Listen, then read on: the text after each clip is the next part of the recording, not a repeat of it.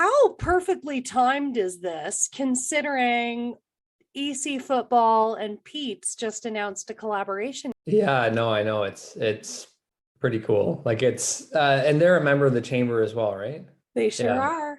They've been around forever, right? So it's one of those things that we're like the new kid on the block, and they've been doing it before any other hockey team and junior hockey team in Canada. So it's just really important to us. Like they're behind the scenes, there's a lot of synergy, a lot of mutual respect, like a lot of people like on both sides that I'm a huge Pete's fan, and a lot of our staff are really connected with the Pete's, and vice versa. They're huge fans of what we're doing, and Burden at the Pete's, and Dave and a lot of their board are huge soccer fans, and so it's kind of like a rising tide thing where it was just a cool thing to do.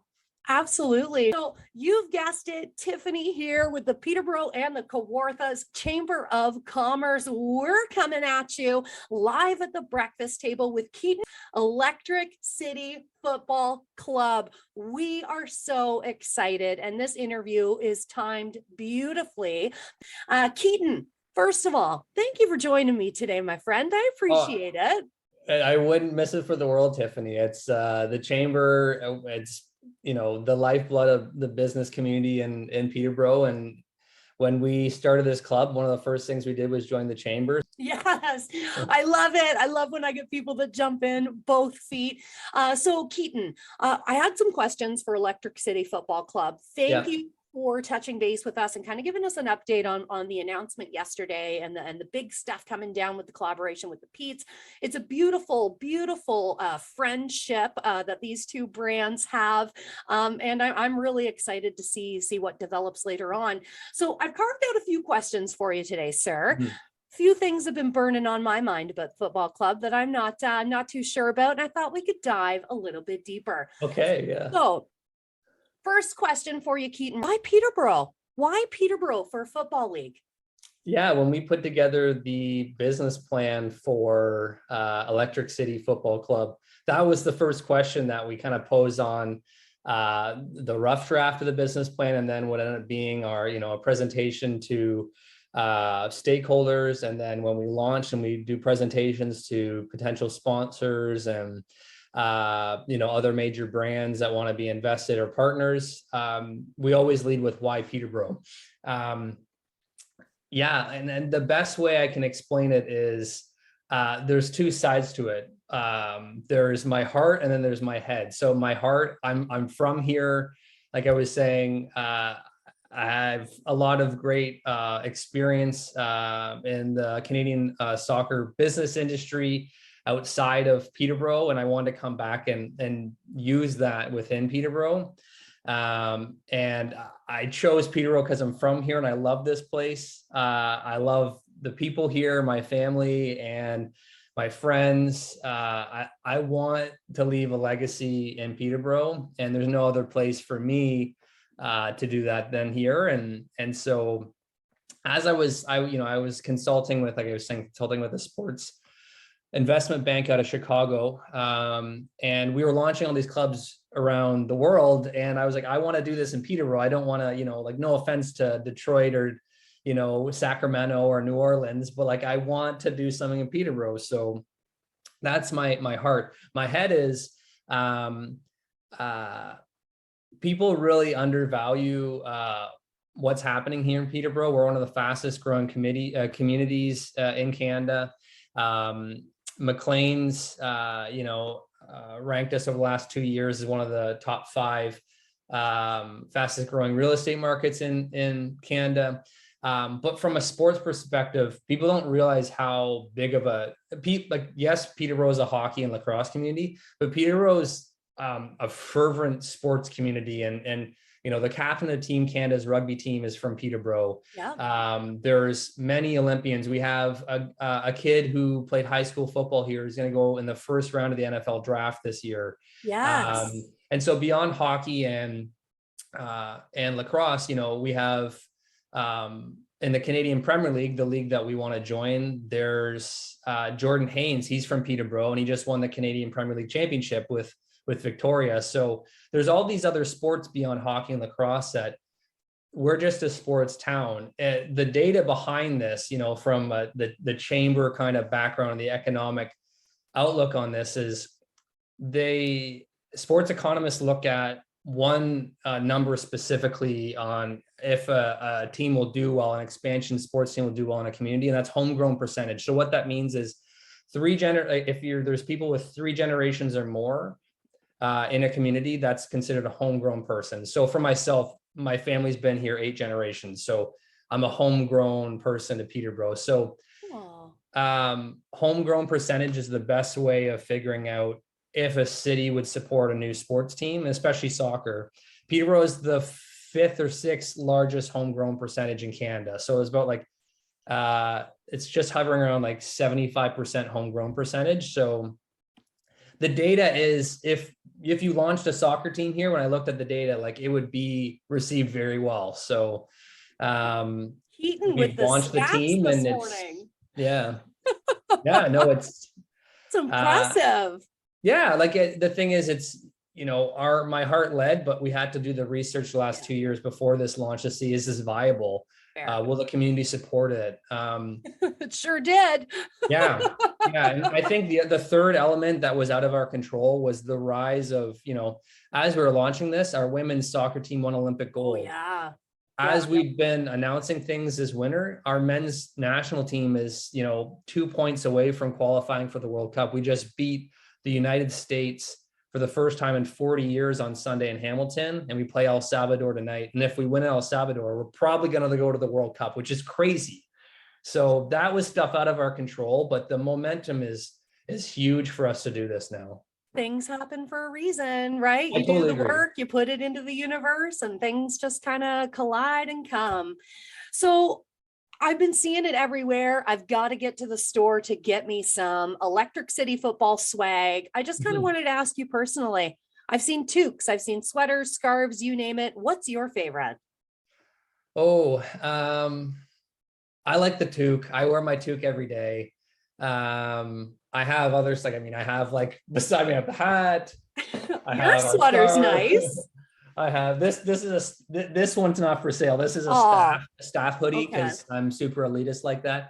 I'm not upset about it.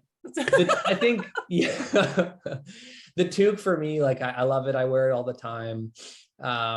We wanted to make sure, like in terms of the brand and our merch, like we wanted this brand to feel like, you know, it was really like, you know, I don't care if you like soccer. We just wanted people from Peterborough to like the merchandise and not even know if it was a soccer brand or not, but know that it was like a brand that represented like the heart and soul of Peterborough today. And so we just want people who are proud to be from Peterborough to wear the gear. And if they get into soccer, then that's great. But we just, you know, we want them to be passionate about living here and loving life here. And we felt like, you know, it's part lifestyle, streetwear brand, part kind of soccer team. So if you look at like our merch, though, a lot of it's very much like streetwear. It doesn't really come across as like kind of kitschy or sporty. And that was huge for us. We wanted it to be just kind of relevant streetwear that people would want to wear. I agree. I can actually wear one of those scarves with other outfits. I don't feel like I'm wearing a sports jersey, which I appreciate, Keaton, because I'm not one to walk around wearing sports gear. So I appreciate most people the aren't. options. Right? And you're right. I'm a big Kool-Aid Electric City PTBO fan. So usually like whatever kind of comes out, I want to wear it. I want to represent it, you know, and I wasn't homegrown, but I was seeded and planted here because my life just landed the way it landed. And you're right. It's just, you know, it's these great opportunities to kind of represent and be proud of where we put our roots down and where our homes are. So when can we expect to see the game schedule? When's that coming down the pipeline? Can we get season tickets? Yeah, so a couple answers to that. So we are the league we have joined, so League One Ontario, is essentially it kind of operates the same as like the OHL does for the Petes. So the league we're entering is the premier U23 men's and women's league for soccer in Canada. And so we play just like the Petes, we play in League One Ontario. And so all the teams we play, it's from Windsor all the way to Ottawa. And so it's, Barrie, Hamilton, Niagara, London, Windsor, Ottawa. So it's very much like the Petes that way. And so we've submitted, our request for when we want the games to be. And so the schedule is going to be coming out in the next couple of weeks. We had such demand from people wanting to buy season tickets before our schedules come out over the last couple of months that in December we launched the opportunity for people to put a deposit down. So because we don't have the schedule, we can't sell you season tickets because you don't know when the games are. But what we're doing is it's $100 deposit, and all of that money goes straight towards your season tickets. So when the schedule comes out and the season tickets come out, they have that deposit, and then they can choose where they want to sit and choose like their package. So, tickets will kind of range, season ticket packages will range from about 200 upwards to probably about 400, 500 for the more like elite kind of packages. It will include all men's and women's. So have excellent 20 total games. So if you don't have to worry, you're not paying, 400 for the men's season tickets, 400 for the women's. It's all together, and it's all one club. And so when you buy our season tickets, it's for our men's and our women's teams. And then, so hopefully kind of mid to late February, we'll get the schedule, and then season ticket packages and seating will be on sale. Awesome. But for now, people can go to our website and put deposits down. And we've had hundreds of people, like we've been floored. Like there's couple hundred people that already put down deposits, and we haven't signed a player. We haven't announced our stadium and our stadium plans. We're doing that shortly as well. We don't have a schedule. We're still like there's so much yet to come out, and hundreds of people have bought season tickets already at deposits. It's nuts. It's really cool.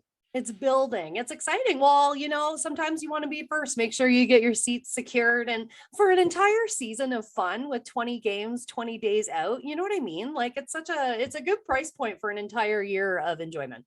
We wanted to be affordable. We worked, our president, Rob, came from the Canadian Premier League, and he was from Calgary, and he was the assistant GM and the operations manager at their pro soccer team. And so we took their pricing. We also looked at what the Petes offer as well.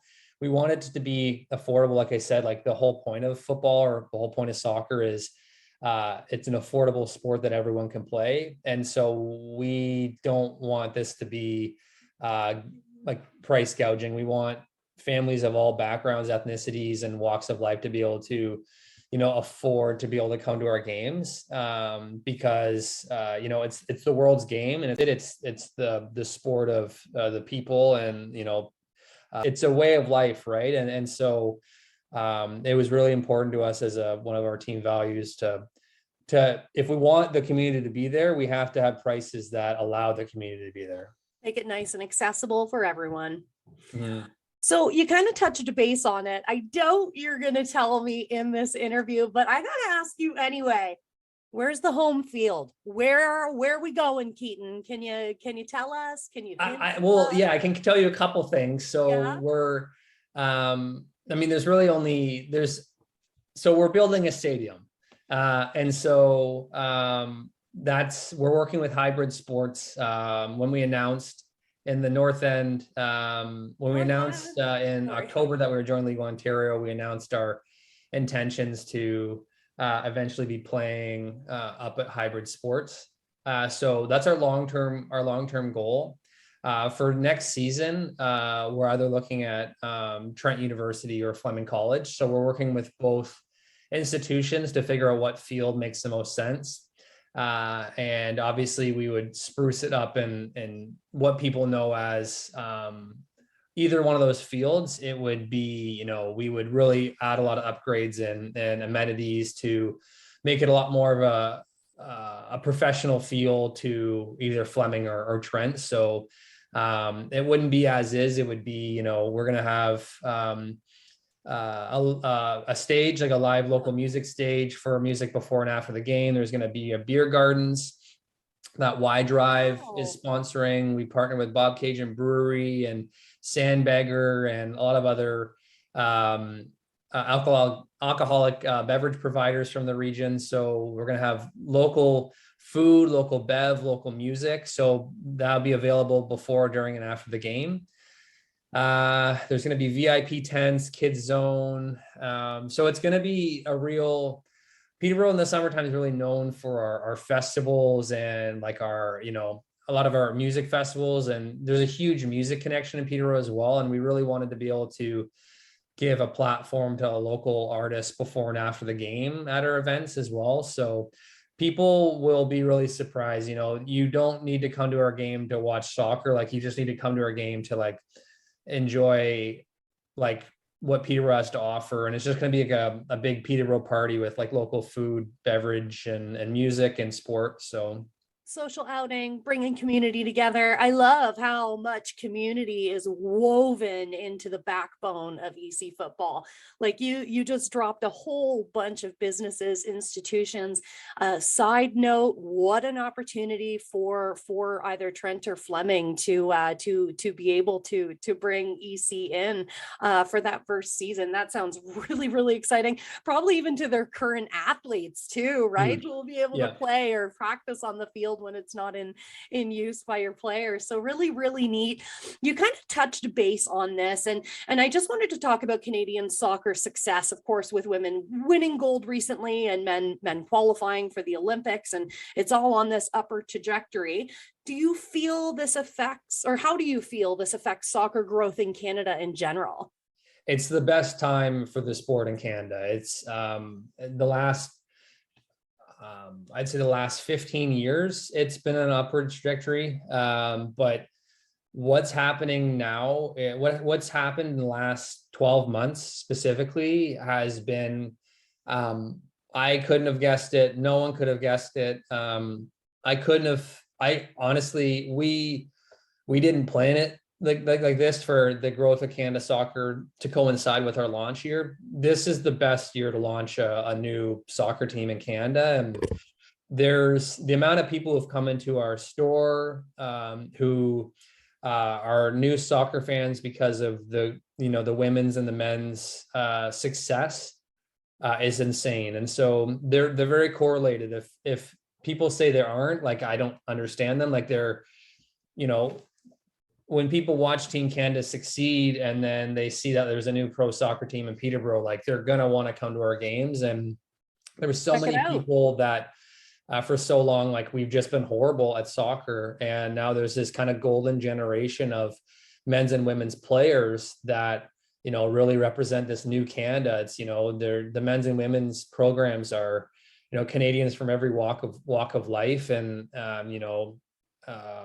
we on the women's side, we have elite, world-class athletes. On the men's side, we have that now too. We have, Alfonso Davies, who was a refugee from Ghana, and moved to Edmonton, and now he's considered a top 15 player in the world, and he's Canadian. And so, all of a sudden, he's got 4 times the amount of followers as Connor McDavid does on Instagram. And so the sport has kind of reached a tipping point in Canada. And for us, like, it's just, the momentum couldn't be better for us to, and the purpose, like the whole purpose of why we're doing this is to obviously impact Peterborough in a positive way, but we want to develop world-class Canadian, we want to develop world-class local athletes from Peterborough and the Kawarthas, Central Ontario. We want to ultimately be able to push those players onto the national team. So we want to look back 5-10 years from now and say, yeah, Electric City FC developed local players that are now playing for our men's and our women's like national team. That's the goal, right? Yeah, yeah, absolutely. I can't wait 10 years from now. Let's see what talent's pumping out of here, right? Like, even 4 years from now, like in 2026, Canada is going to co-host the World Cup with US and Mexico. And we would love our kind of, it's a pie in the sky idea, but we would love for a male player from Electric City FC to, in 4 years' time in 2026, to be on the Team Canada World Cup team in 2026. And we think it's a reasonable goal. There's the league we're playing in League One Ontario. There's probably about half the women's and men's team played in the league that we're playing in. So nice. It's not unreasonable for people to, see a player playing for us this year or next year and see them playing for Team Canada in the future. Dream big, set big goals, go Yep. for them. You know what? We're cheering you on, Keaton. Next Tuesday, February 8th, 8 a.m., you're going to join us for live chamber event, Chamber AM. Can you give us like a snapshot or a hint of what you might be talking about at Chamber AM next week? Yeah, just kind of a background on the story. There's a really great story about how this all kind of came together.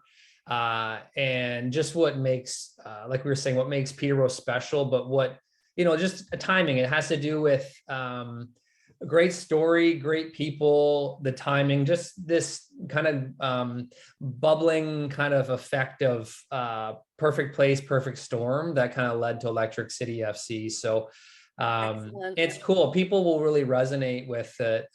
Just from a business perspective, I think it's going to be encouraging to all local business owners. That's what we want to do. I want to look back and say Electric City FC helped start this revolution of wild civic pride that led to so many other small businesses, unique small businesses and medium-sized and large businesses launching in Peterborough. And I want us to impact this community and economy in a huge way. And I hope I can inspire people with that story. I will tell you right now, I feel like you've already achieved that.